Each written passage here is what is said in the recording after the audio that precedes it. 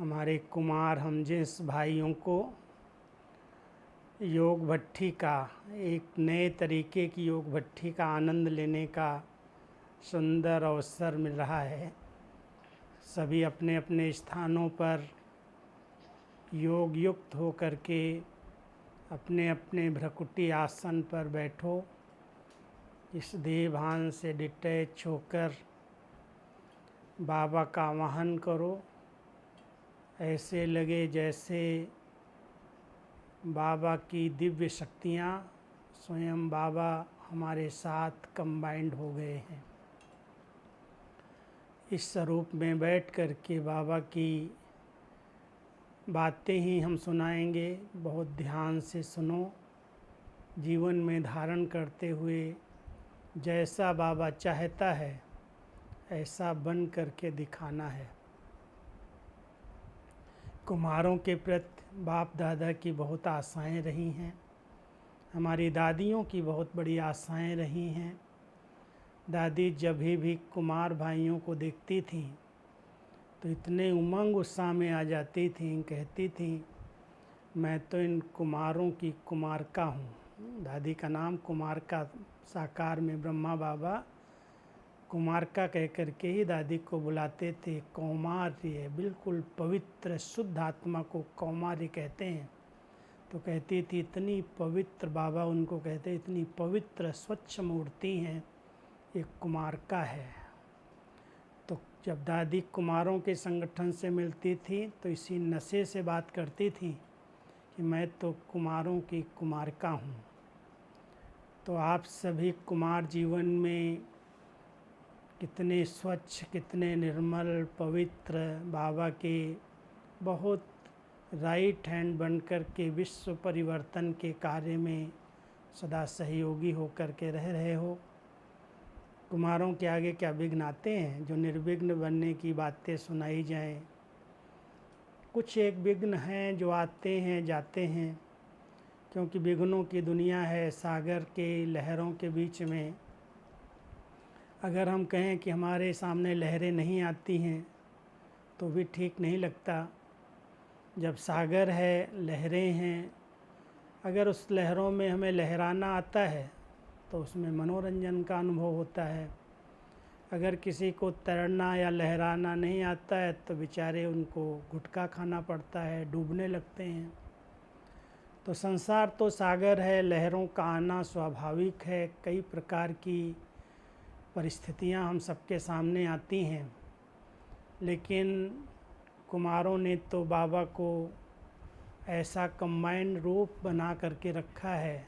वैसे भी कहते हैं किसी का साथी अगर सर्वशक्तिवान है, सर्वसमर्थ है और वो खुद कमज़ोर भी है तो उसकी कमज़ोरियाँ अपने आप ख़त्म हो जाती। उसको बड़ा नशा रहता है, कोई भी बात है वो ठीक कर लेगा। अगर ऐसी कोई बातें आती हैं तो उसको ये नशा रहता है कि अरे उसको बता देंगे वो ठीक कर देगा। तो हमारा साथी स्वयं भगवान सर्वशक्तिवान, और हम हमेशा कहते हैं कि वो तो अपने पवित्र बच्चों के साथ सदा कंबाइंड रहता ही है। और अनुभव आप सब करते होंगे चलते फिरते, जिन्होंने बाबा को ही संसार बनाया है। एक बल एक भरोसा। अगर कहीं बुद्धि लटकी हुई है, अटकी हुई है, कहीं देहधारियों में भटकी हुई है तो बाबा के साथ का अनुभव नहीं होता, कंबाइंड स्वरूप का अनुभव नहीं होता। और वही एक विघ्न बन जाता है कई प्रकार से। जो हमारे पास्ट कर्म हैं, हिसाब किताब हैं, उनके कारण विघ्न आते हैं। या इस लाइफ के अंदर भी कोई पास्ट में ऐसे भी कर्म हुए हैं, पाप कर्म हुए हैं, वो बार बार अंदर अंदर सताते हैं, योग को तोड़ देते हैं, अच्छी स्थिति का अनुभव होने नहीं देते। वो भी एक विघ्न आ जाता है। विघ्न हमारे आगे और क्या है। अगर हमारी स्थिति एक रस नहीं है, अचल अडोल नहीं है, खुशनुमा नहीं है, तो सबसे बड़ा विघ्न तो यही है। हम लोग विघ्नों को जीतने वाले विघ्न विनाशक विद्यापति हैं। बाबा ने इतना अच्छा ज्ञान दिया, एक एक बच्चे को मास्टर ज्ञान सागर बनाया है। और हमारी यादगार में आज जगह जगह पर श्री गणेश की पूजा हो रही है। विघ्न विनाशक विद्यापति के रूप में उनको हम सब पूजते हैं, याद करते हैं। है तो संगम युगी ब्राह्मणों की ही यादगार। और बड़ा वंडरफुल चित्र बना दिया है। सूंड दिखा दी लंबी, बड़ा पेट दिखा दिया, बड़े बड़े कान दिखा दिए, उसकी सवारी भी चूहे पर दिखा दी। कितना विचित्र दृश्य है। उस चित्र को देख करके ऐसा लगता है क्या ऐसा भी हो सकता है मानो। लेकिन कितनी श्रद्धा के साथ भक्त लोग उनकी मूर्तियां बनाते हैं, उनका पूजन करते हैं। और इतनी अधिक मान्यता रखी है, जब भी कोई नया शुरुआत, नया घर बनाएंगे, नया कार्य शुरू करेंगे, नया प्रोजेक्ट शुरू करेंगे, तो श्री गणेश को ज़रूर बनाएंगे। और श्री गणेश के साथ साथ स्वास्तिका निकालेंगे। स्वास्तिका के ऊपर लिखेंगे शुभ लाभ। तो शुभ और लाभ, कितनी अच्छी बात है कि शुभ भी हो, लाभ भी हो, प्रॉफिट भी होती रहे। उसके लिए हमें श्री गणेश के समान बनना होगा। हम सब ध्यान दें, बाबा ने हमें जो नॉलेजफुल बनाया है, नॉलेजफुल आत्माएं जिनके पास साइलेंस की शक्ति होती है, उस साइलेंस की शक्ति के आधार से बुद्धि की लाइन बहुत क्लियर हो जाती है, क्लीन हो जाती है। और आने वाली बातें, आने वाली परिस्थितियाँ, आने वाले विघ्न उसको दूर से ही, पहले से ही पता चल जाते हैं। जैसे बरसात आने वाली होती है तो उसके चिन्ह दिखाई देने लगते हैं। तूफान आने वाला होता है तो उसके भी चिन्ह दिखाई देने लगते हैं। पहले से ही सब बता देते हैं, इतनी तेज़ रफ्तार से तूफान आएगा, इतनी तेज़ रफ्तार से इतना अधिक बरसात पड़ेगी, और उसकी सेफ्टी के साधन बनाते हैं। हम सभी भी अगर अपनी बुद्धि को बड़ा दिव्य, बहुत स्वच्छ बना करके रखते हैं, नॉलेजफुल स्थिति में स्थित रहते हैं, ज्ञान स्वरूप स्थिति में स्थित रहते हैं, तो आने वाली माया की बहुरूपों से जो परीक्षाएं आती हैं, पेपर आते हैं, उनका भी पहले से ही पता चल जाता है। और जब पहले से ही पता चल जाता है तो उसको हम चेंज कर सकते हैं, उसमें हम अपनी सेफ्टी का साधन बना सकते हैं। तो किस प्रकार से और क्यों ये विघ्न आ रहे हैं, और विघ्नों के स्वरूप में हम आप देखेंगे, एक तो हमारा योग अच्छा नहीं लगेगा। इस ब्राह्मण जीवन में इतना ऊंचा भाग्य भगवान ने दिया है। मुझे तो ऐसे लगता है कि सारे ब्राह्मण परिवार में, चाहे समर्पित कुमार कुमारियां हैं, चाहे प्रवृत्ति वाले हैं, लेकिन सबसे अधिक भाग्यवान ये कुमार जीवन है। आप कहेंगे ऐसा क्यों है, हमारे टीचर्स कोई कम भाग्यवान है क्या? वो भी भाग्यवान हैं, लेकिन ये जो चोला मिला है, मनुष्य जीवन है, और उसमें भी कोई भी बंधन नहीं है, डबल शक्ति है। एक शरीर की शक्ति है, एक बुद्धि की शक्ति है, और कोई भी प्रकार का बंधन नहीं है। किसी भी प्रकार के बंधन में अगर बंधे हुए हैं तो हम पवन पूत की तरह उड़ नहीं सकते। बाबा तो अपने कुमारों को जब देखता है, दादी जी जब कुमारों को देखती हैं थी, कहती थी अरे ये तो मेरे पवन पूत हैं, इतना नशे से कहती थी। मुझे वो दृश्य याद आता है कि दादी के अंदर कुमारों को देख कर के जो उमंग आता था, ये पवन पूत हैं, ये हनुमान हैं, ये उड़ने वाले हैं, ये तो पहाड़ को भी हथेली पर उठाने वाले हैं। यादगार कैसी सुंदर बनाई है, ना ऐसा कोई था ना होगा, लेकिन संगम युग के हम सब पवित्र कुमार कुमारियाँ, जिनको इतना बढ़िया बाबा ने जीवन दी है, जिनके आगे कोई लफड़ा नहीं है, कोई मेरा तेरा नहीं है, फ्री फूल हैं हम सब। किसी किसी ने हो सकता है बांधा हो अपने आप को किसी में, मेरा माता पिता ये वो। बाबा कहता रे तू तो मर गया, तेरा कोई नहीं, तुम अकेले आए हो, अकेले जाना है, अकेले में रह करके अकेले बाबा को याद करो। कितना अच्छी स्थिति में हम स्थित रह सकते हैं। सचमुच अगर इस कुमार जीवन की वैल्यू को कोई समझ ले, कहीं भी फंसेगा नहीं, कहीं भी अटकेगा नहीं।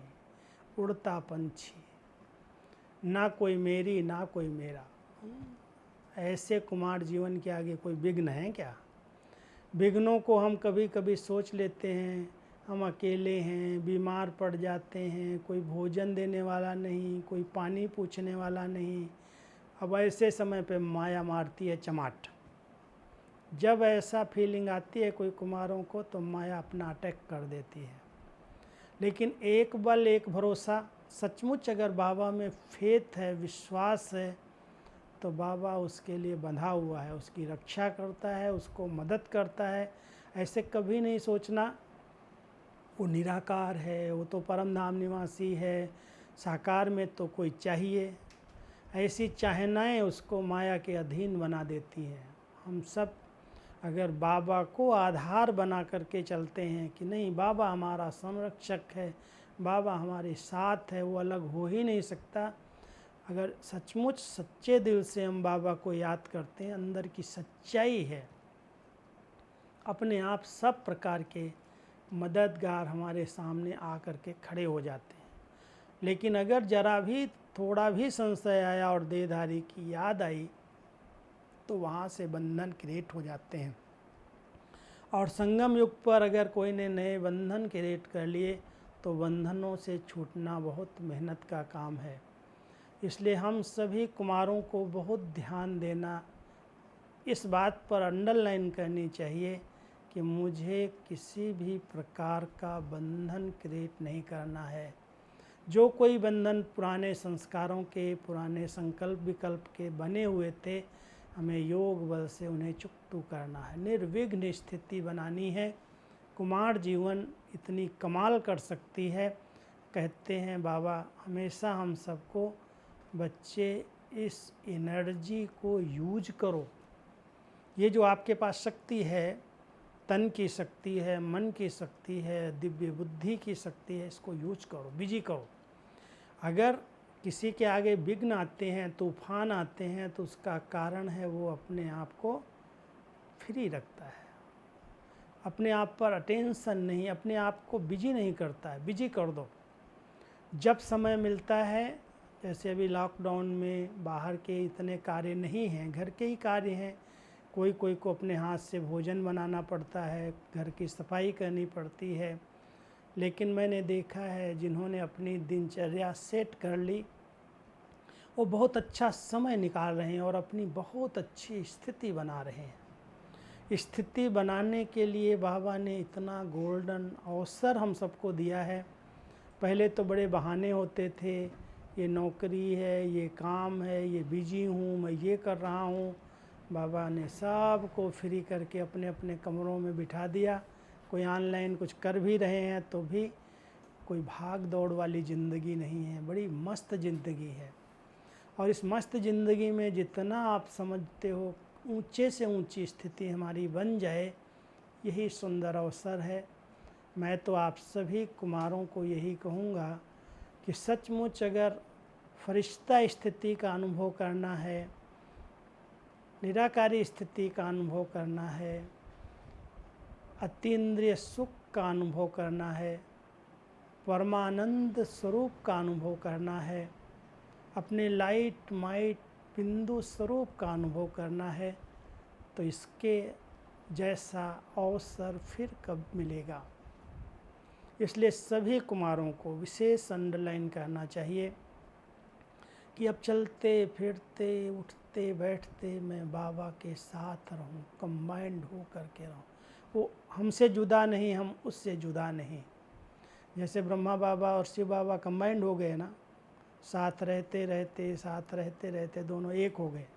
कोई अलग कर ही नहीं पाता। कोई कहता बाप ने बोला या दादा ने बोला। कभी कभी मुरली में, साकार मुरली में तो अंतर का पता मिल जाता है, चल जाता है, क्योंकि साकार ब्रह्मा बाबा ने अपने अनुभव सुनाए हैं कि बच्चे मेरे साथ भी ऐसे होता है, मेरे पर इतनी जवाबदारियां हैं, मेरे को भी माया के तूफान आते हैं, विचार चलते हैं, तो पता चलता है ब्रह्मा बाबा बोल रहे हैं।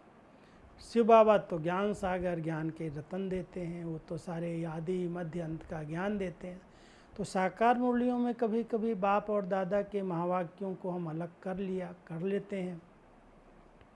लेकिन अव्यक्त बाबा की मुरलियों में कोई कह दे ब्रह्मा ने बोला या ये शिव ने बोला, दोनों समान है, कंबाइंड है। दोनों के मिक्स महावाक्य हो गए, एक जैसे हो गए। तो हम सब ऐसे ही बाबा के साथ मिल करके कंबाइंड होकर के चले। लेकिन कंबाइंड वो किसके साथ रहेगा, उस पर थोड़ा सा चिंतन करना। कंबाइंड उसको बनाया जा सकता है जो समान हो, जिसकी ड्रेस समान हो, जिसके लक्षण समान हो।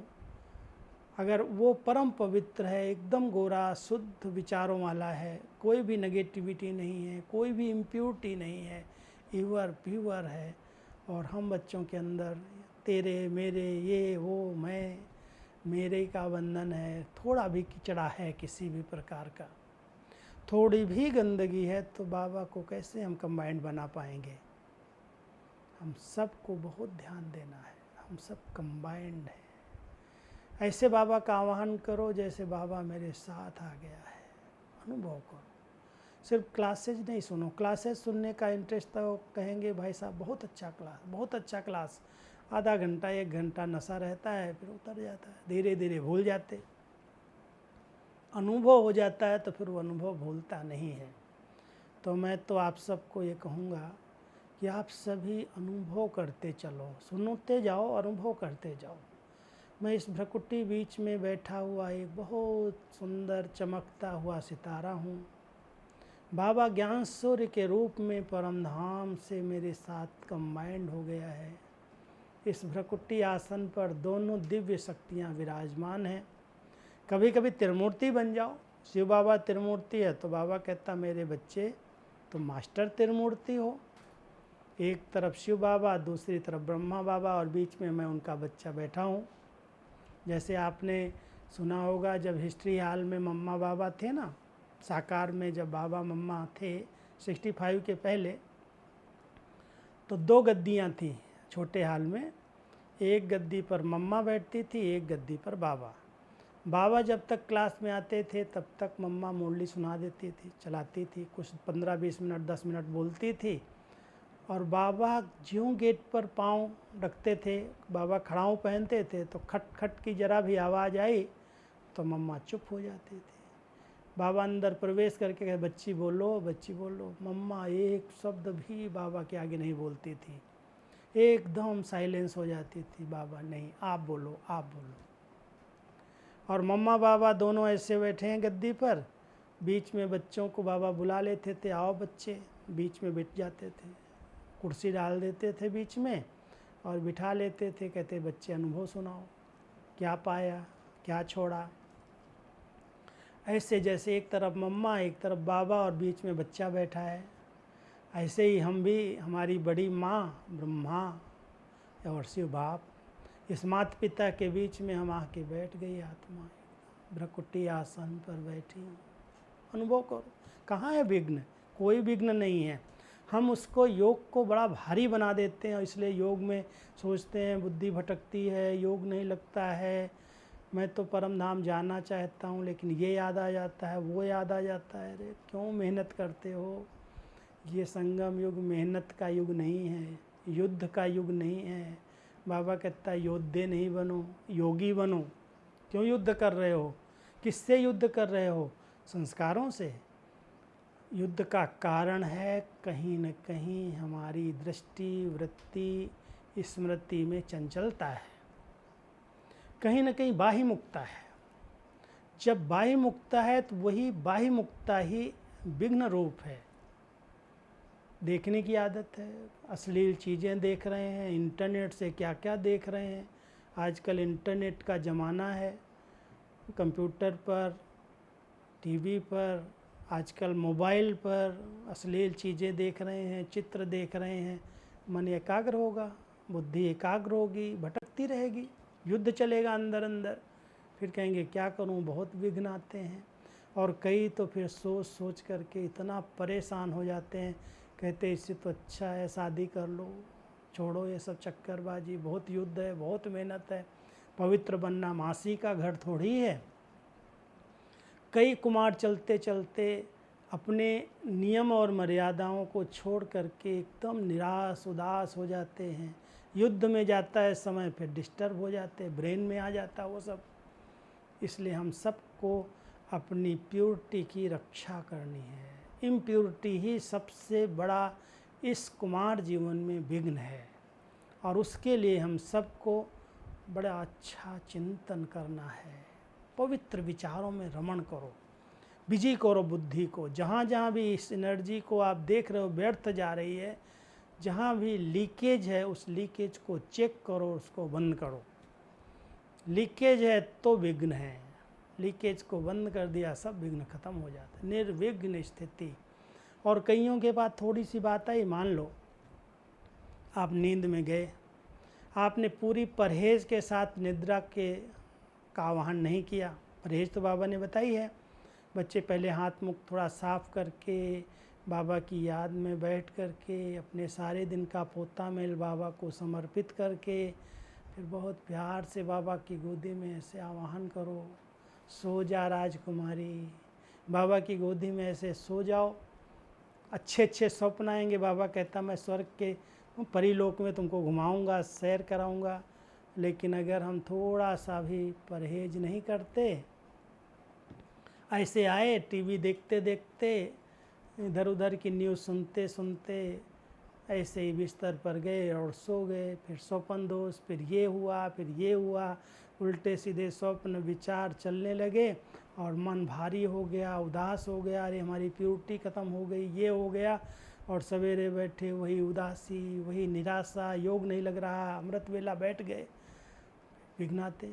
और फिर सोच सोच करके कई तो बड़े रूप में बड़े डिस्टर्ब हो करके वर्णन करते हैं एक दूसरे के आगे, मेरे को माया ऐसे ऐसे तंग करती है, मुझे नींद नहीं आती, मेरे स्वप्न अशुद्ध हो जाते, कंप्लेन करते हैं। हम सब ध्यान दें, कंप्लेन का कारण क्या है, कंप्लेनें क्यों आ रही हैं? क्योंकि हम सब अपनी दिनचर्या को विधिवत नियम पूर्वक नहीं चलाते हैं। और फिर जो बात हो जाती है उसको डोंट केयर नहीं करते, सोचते रहते।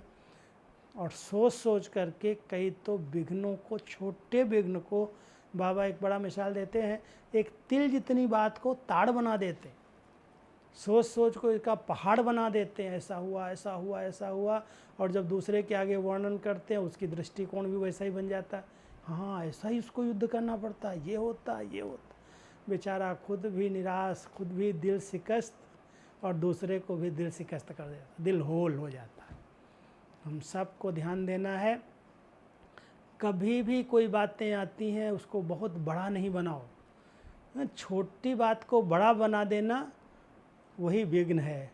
और बड़े से बड़े पहाड़ जैसी बात को एकदम छोटा बना देना। बाबा कहता है अरे राई क्या, रुई बना दो, ऐसे रखो हाथ पर उड़ जाए, बातें आएंगी, ख़त्म हो जाएंगे।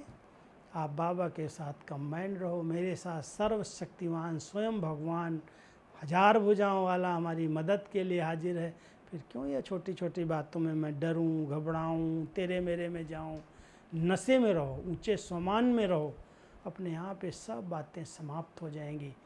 तो वर्तमान समय हर एक को अपनी बहुत अच्छी निर्विघ्न स्थिति का अनुभव करना है। एक वृत्ता स्थिति।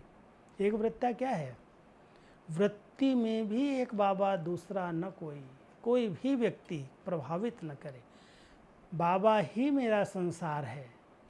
संसार में दो तीन वस्तुएं ही हैं जो सब व्यक्तियों को अपनी तरफ खींच रही हैं, परेशान कर रही हैं। एक है व्यक्ति, व्यक्ति का नाम, रूप, गुण, कर्तव्य प्रभावित कर रहे हैं व्यक्तियों को, फंसाए हुए हैं एक दूसरे में। लगाव, झुकाव, प्रभाव, दबाव, कितनी सारी बातें व्यक्ति के बंधन में आते ही, संबंध में आते ही शुरू हो जाती हैं। दूसरी है ये पदार्थ, प्रकृति के बने हुए पदार्थ। कईयों को प्रकृति भी बड़े आकर्षण करती है, शरीर आकर्षित करता है, बाह्य प्रकृति आकर्षित करती है, और प्रकृति के द्वारा बने हुए पदार्थ आकर्षित कर रहे हैं। बाबा कहता है संसार में यही दो तीन चीज़ें आपको प्रभावित कर रही हैं। और अगर इन दोनों तीनों का बाबा से अनुभव करने लगो, बाबा से मेरे सर्व संबंध हैं, मात पिता, बंधु, सखा, स्वामी, सतगुरु, बहुत प्यार से बाबा को एक एक संबंध, जो उस संबंध से प्राप्ति कलयुग में हो सकती, संगम युग पर वो सब सुख देने वाला मेरा बाबा है। और सचमुच वो गोल गोल है ना, निराकार शिव बाबा। जैसा चाहो वैसा उससे अनुभव कर सकते हो। सुबह सुबह उठो, अमृत वेले उठ करके मैं बच्चा हूँ, बाबा की गोदी में बैठ जाओ। एक छोटा बच्चा, ऐसे नहीं मैं बड़ा हो गया हूँ, मैं 25 साल का, 30 साल, 50 साल का हो गया। अरे मैं तो एक बच्चा हूँ, बाबा की गोदी का बच्चा हूँ। कई बार बाबा कहता है ना, बच्चा बनो तो बच जाओगे, बड़ा बनोगे तो परेशान होते रहोगे। कुमारों को तो सचमुच हम लोगों की उम्र इतनी हो गई, हमको कभी लगता ही नहीं है कि मैं बड़ा हो गया हूँ, मैं दादा हो गया हूँ कोई। अरे वही बच्चा हूँ, वही कुमार हूँ, वही वही बचपना है। कोई भी ऐसा लगता ही नहीं संस्कारों में कि मैं कोई का दादा हूँ, मैं बड़ा हो गया, नाना नानी तो बने नहीं। तो हम सबको तो बाबा ने इतना सरल जीवन दी है, मस्त जीवन दी है, कभी भी ये नहीं लगता हम बड़े हैं, बुजुर्ग हैं, अनुभवी हैं। अरे हम तो छोटे बच्चे हैं, बाबा की गोदी में खेल रहे हैं, बाबा अपने प्यार से पाल रहा है। सचमुच बच्चे बन कर के रहेंगे ना तो कभी भी अहम भाव नहीं आएगा। बच्चे की क्वालिटी क्या होती है? बच्चा है ना, अभी अभी किसी से लड़ के आएगा, अभी अभी भूल जाएगा। कोई बात कहेगा, जिद्द करेगा, थोड़ी चीज़ दूसरी मिल जाएगी, वो बात भूल जाएगा।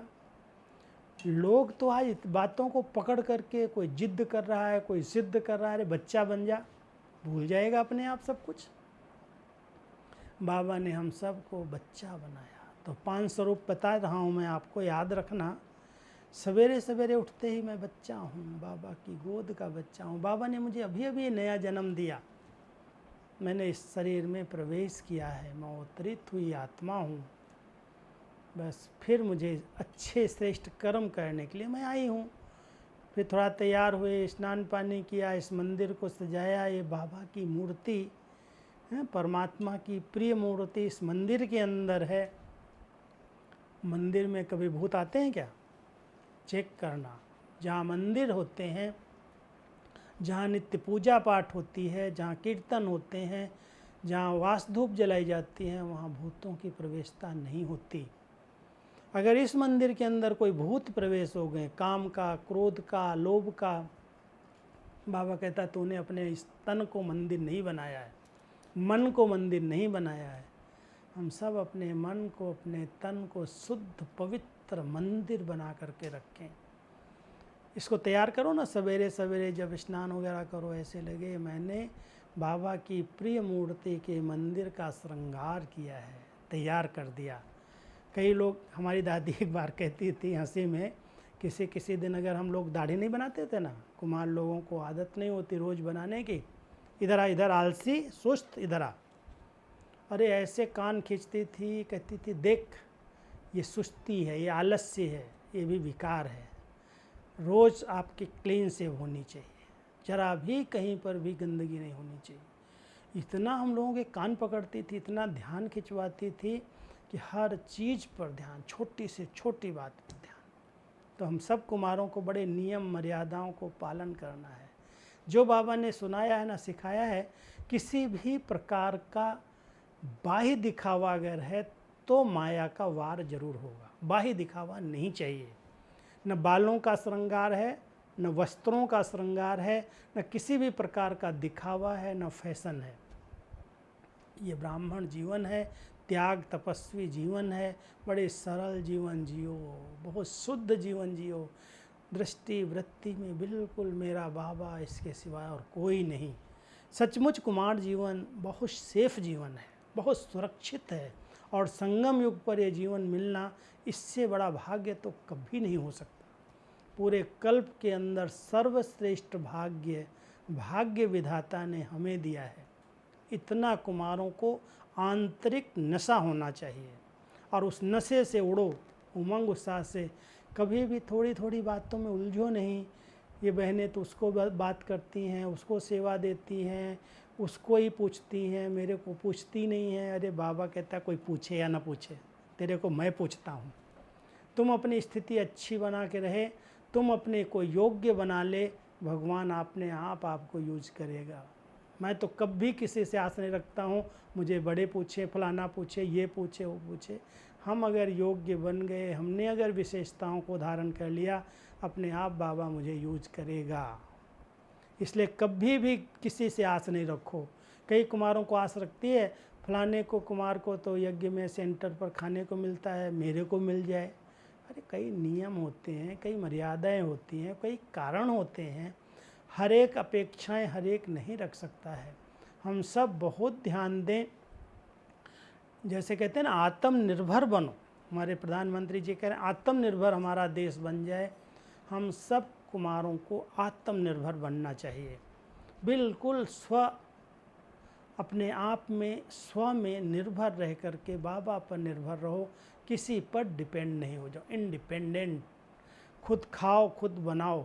अगर बहुत बड़ा ऐसा कोई बिजी लाइफ है, मान लो कोई कि आईटी में आजकल की दुनिया में बहुत काम होते हैं, मैंने देखा है कुमारों ने अच्छे छोटे छोटे पांडवों के संगठन बनाए, ग्रुपबाजी नहीं, पार्टीबाजी वाले संगठन नहीं। पार्टीबाजी वाले तो बड़ी जल्दी संगठन बन जाते, परचिंतन वाले संगठन बड़ी जल्दी बन जाते हैं। एक करेगा 10 इकट्ठे होकर के उसकी परचिंतन पर चर्चा शुरू कर देंगे, वही विघन बन जाते हैं। अगर सचमुच कोई अपनी उन्नति के लिए 5-7 कुमार एक साथ रहते हैं, 2-4 भले नौकरी करें, 1-2 को थोड़ा फ्री छोड़ दो, आप जो कमा रहे हो उसी से ही उसको पालना दे दो, सफाई भी करेगा, बर्तन भी मांज लेगा, भोजन भी बना लेगा, आपके वस्त्र भी मशीन रख दिया धो देगा। क्यों किसी पर डिपेंड हो, क्यों लौकिक के हाथ जागे हाथ जोड़ें। मैं तो कई कुमारों के ऐसे संगठन देखे, एक कुमार को अचानक एक्सीडेंट हुआ, मोटरसाइकिल से स्कूटर से जा रहा था, गिर गया, उसके पैर में फ्रैक्चर हो गया। अब वो कितने सालों से तो सेंटर की सेवा कर रहा था, समर्पित रूप से सेवा कर रहा था, बहनें तो उसको उठा नहीं सकती, ले नहीं जा सकती, क्या किया जाए। उसके पास कुमारों का बड़ा अच्छा संगठन था, बहुत कुमार उसको मानते थे। उसने एक कुमार को फ़ोन किया, 5-7 कुमार इकट्ठे हो गए, आए, उसको उठा करके हॉस्पिटल में ले गए, हॉस्पिटल वाले डॉक्टरों की सेवा की कि ये समर्पित बाबा का इस ईश्वरीय सेवा में समर्पित है, बहुत निस्वार्थ भाव से समाज सेवा कर रहा है, आप इसकी सेवा कर दो। उसका फ्री सेवा ऑपरेशन करवाया, उसकी 6 मास 3 मास जितनी उसको रेस्ट मिली उसमें उसकी सेवाएं सबने मिल कर के की, लौकिक को पता भी नहीं चलने दिया, सब कुमारों ने मिल कर के उसको संभाल लिया। अगर सचमुच कुमार निर्विघ्न बनना चाहते हैं, ऐसे शुभ चिंतक बनो, समय पर 100 को साथ दो, मदद करो, एक को कुछ हुआ तो दूसरा उसके पास पहुंच जाए, कभी भी अकेलापन फील ही नहीं होगा। क्यों किसी को साथी बनाने का संकल्प आता है, क्योंकि हम साथ नहीं दे रहे हैं। अगर हम सब मिल कर के आज इतने कुमार रह रहे हैं, सब एक दूसरे के प्रति शुभ चिंतक बन कर के रहें, कभी भी किसी देहधारी की आवश्यकता महसूस ही नहीं होगी।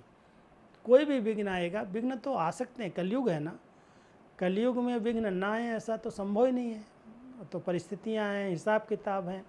इसलिए ध्यान देना कि विघ्नों को पार करने के लिए हमें बाबा ने बहुत अच्छी अच्छी युक्तियां बताई हैं, बहुत अच्छे अच्छे प्लान्स दिए हैं। सिर्फ स्टडी का ध्यान रखो, हम स्टडी नहीं करते हैं, दूसरों पर आधारित होते हैं। कोई बात होगी ये पूछेंगे, छोटी छोटी बातें इतना मुझाते हैं, आकर के पूछते रहते हैं। हम कहते हैं क्यों पूछ की पूछ लगा रहे हो, क्यों पूछ रहे हो। बाबा ने कौन सी बात नहीं सुनाई है मुरली के अंदर, अच्छी स्टडी को, आपको हर बात का उत्तर मुरली के अंदर मिलेगा। कोई भी बात बाबा ने छिपाई नहीं है जिसका उत्तर न दिया हो, हर प्रश्न का उत्तर है। जहाँ कारण है वहाँ निवारण है, जहाँ समस्याएं हैं वहाँ समाधान है। इसलिए हम कोई भी समस्याओं में उलझे नहीं, समाधान की तरफ ध्यान दें। हर एक बाबा के बच्चे को समाधान स्वरूप बन करके रहना है, समस्या स्वरूप नहीं। समस्या स्वरूप यही बन जाते हैं जब थोड़ी सी आपस में 2-3 बातों का आप सब ध्यान देंगे ना, तो बहुत विघ्न जीत बन जाएंगे। एक तो सबसे बड़ी समस्या वहाँ पैदा होती है जहाँ आपस में जेलस होता है, जेलसी।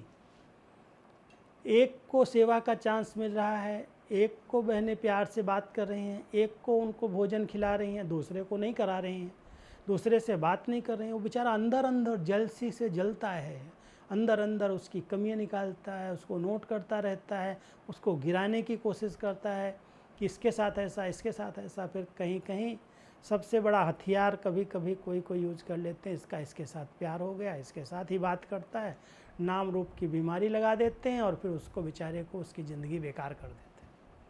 बाबा कहता है सबसे बड़ा पाप है। हम सब इस कुमार जीवन में इस बात को अंडरलाइन करें, कोई की ऐसी कमी कमजोरी तभी वर्णन हमसे होती है जब वो हमारे अंदर होती है। हमारे अंदर होती है, हम दूसरों को उसी दृष्टि से देखते हैं। बाबा कहता बच्चे कभी भी किसी से जेलस के कारण, ईर्ष्या के कारण कभी भी ऐसी भावनाएं नहीं रखो। जहाँ जेलस है, जहाँ ईर्ष्या आपस में है, वहाँ पर कभी भी उन्नति नहीं हो सकती है। हर एक आत्मा का अपना भाग्य है, हर एक आत्मा का अपना पार्ट है। हम अगर योग्य हैं, हम अगर तन मन धन बाबा की सेवा में लगा रहे हैं, उसका रिटर्न देने के लिए भगवान बंधा हुआ है, बंध जाएगा। अभी नहीं तो कभी, कब मिलेगा? मिलेगा ज़रूर। कहते हैं भगवान के घर में देर है, अंधेर नहीं है। अंधेर हो ही नहीं सकती। अगर आपने दिल से बाबा को माना है, दिल से अपना बनाया है, दिल से सब कुछ सफल कर रहे हो, किसी से भेंट करने की ज़रूरत नहीं है। दूसरी बात आती है, जब हमारी वृत्तियों में स्वार्थ भावनाएं होती हैं, स्वार्थ है, आसक्तियां हैं, इच्छाएं हैं, तो इच्छा वाला हमेशा परेशान रहता है। हमेशा एक स्लोगन याद रखना, कहते हैं इच्छाएं कम कर दो, समस्याएं समाप्त हो जाएंगी। इच्छाएं मनुष्य को मृग तृष्णा की तरह परेशान कर रही हैं। इसलिए हम इच्छा मात्रम अविद्या की स्थिति बनाएं। क्या हद की इच्छाएं रखेंगे? क्या हमको किसी से चाहिए? कुछ नहीं चाहिए। नाम मान शान ये वो क्या चाहिए? बाबा ने सब कुछ इतना दिया है। अपने ऊंचे नशे में रहो, अपने ऊंचे सम्मान में रहो। मैं कहता हूँ कभी भी स्थिति बिगड़ेगी नहीं, कभी भी कोई अपने लिए विघ्न रूप नहीं बनोगे। इसलिए हम सब अपनी इच्छाओं को सीमित करें, अपने आवेग को सीमित करें। अहम और बहम ये बहुत बड़ी बीमारी है। कई बार अहम आता है, बुद्धि है, प्लानिंग है, कुछ न कुछ इन्वेंशन है, करते हैं, सोचते हैं मेरे जैसा कोई नहीं। आ जाता मैं, मेरे विचार अच्छे हैं, मेरी योग्यताएं अच्छी हैं, मुझे पहचानते नहीं हैं, मुझे यूज नहीं करते हैं। ये मैंपन ही विघ्नों का मूल कारण मुझे तो दिखाई देता, अहम भाव। बाबा कहता जब तक किसी ने इस मैं को नहीं मारा है ना, तब तक इस ब्राह्मण जीवन में उन्नति नहीं हो सकती है। कराने वाला करा रहा है, हम तो सिर्फ निमित्त भाव से निमित्त मात्र हैं। बाबा हमें यूज कर ले, ये हमारा भाग्य है। अगर हम जरा भी नानू करेंगे, अहम दिखाएंगे, तो बाबा हमें छोड़ के दूसरे को यूज कर लेगा। कोई भी अगर आज सेवा छोड़ के देख लो, दादी के सामने पता है एक केस आया, ऐसी बात छोटी सी सुनाता हूँ, है तो यज्ञ की अंदर की बात, लेकिन आप हमारे सब कुमार भाई हैं, ध्यान से सुनेंगे।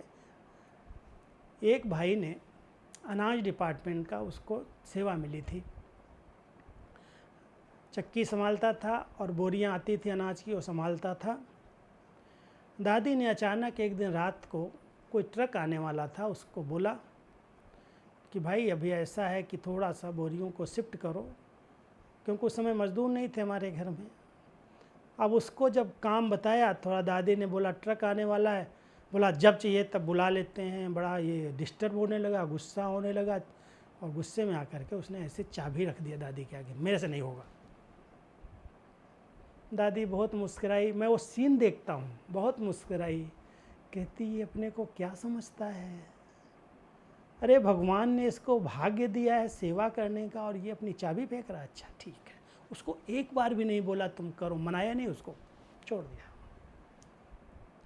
बेरोजगार, कुछ नहीं उसके पास बचा। और दूसरे भाई को पूछा भाई ऐसा ऐसा है, करेगा तुम? हाँ दादी, खड़ा हो गया उसी समय। दादी ने उसको चाबियाँ पकड़ा दी, और वो इतना बड़ा यज्ञ का महारथी बन गया, सारा यज्ञ के कंट्रोलर बन गया, पूरा अनाज विभाग, पूरा डीजल विभाग, पूरी सेवाएं उसको मिल गई। और इतना बड़ा यज्ञ दादियों के दिल पर आ गया कि इसने हाँ जी कर लिया। एक ने ना किया, उस तो नास्तिक बन गया, कुछ सेवाएं उसको कोई भी सेवा यज्ञ में नहीं मिली। और भगवान कहता सबसे बड़ी सजा है जिसकी सेवा छूट जाए। भाग्य बनाने का युग चल रहा है और आप अपना अहम दिखा रहे हो। इसलिए कोई भी प्रकार से, चाहे समर्पित हो, चाहे आप अपने अपने कार्य व्यवहार में, अपने अपने कर्म क्षेत्र पर हो, कभी भी ये ना आए मैं सबसे बड़ा विघ्न है, अहम। और चौथी बात मैं सुना रहा हूँ, जो हमारा विघ्न रूप बनता है वो शक का संस्कार, शक की दृष्टि, शक, शंका, जिसको अनुमान भी कहते हैं, अगर अंदर है तो वो व्यक्ति कभी शांत नहीं रह सकता, वो कभी सुखी जीवन नहीं जी सकता। किसी प्रत्य शक कर लो, ये ऐसा है, ये ऐसे चलता, ये ऐसे बात करता, इसकी दृष्टि ठीक नहीं, इसकी वृत्ति ठीक नहीं, बाबा कहता तेरा क्या जाता है, तुमने शक किया, तुम्हारी शांति नष्ट हो गई।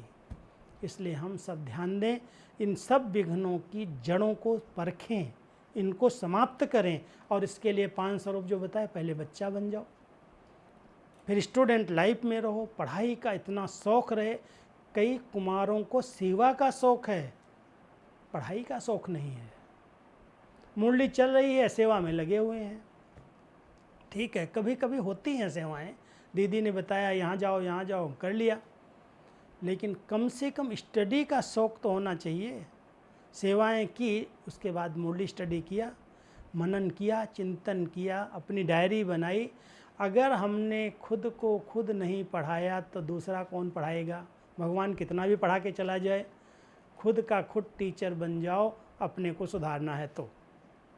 जो कमी कमजोरी हो, जो संस्कार हो, उसको बदलने के लिए, उसको परिवर्तन करने के लिए सदा एक ध्यान रखना, बाबा तू मेरा टीचर मुझे पढ़ा रहा है, और मैं अपने आप से पूछूं मैं बाबा का क्यों बना हूँ, मुझे बाबा ने क्यों सेलेक्ट किया।